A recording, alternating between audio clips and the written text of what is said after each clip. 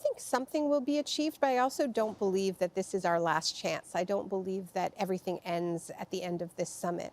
I think that what has changed since Copenhagen is that there's a very mobilized climate justice movement around the world. This is not just about, green NGOs, having a march here and there. We have the huge movement pushing for the divestment from fossil fuels, pushing pension funds, pushing universities. There are trillions of dollars now that have agreed that the worth of dollars that are agreed not to invest in fossil fuels.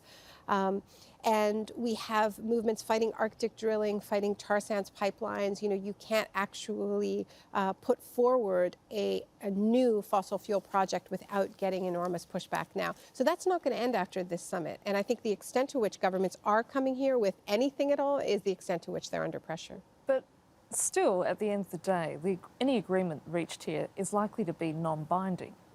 Yeah. But this isn't the only sphere of action. There are also the courts. We're seeing more and more court challenges in the Netherlands, in Belgium, where citizens are coming together to sue their governments for failing to act. We have the New York Attorney General investigating Exxon for the fact that they were researching the reality of climate change as early as the 1970s, and yet perhaps were not being honest with the public and with their own shareholders about the degree to which their business model was at risk.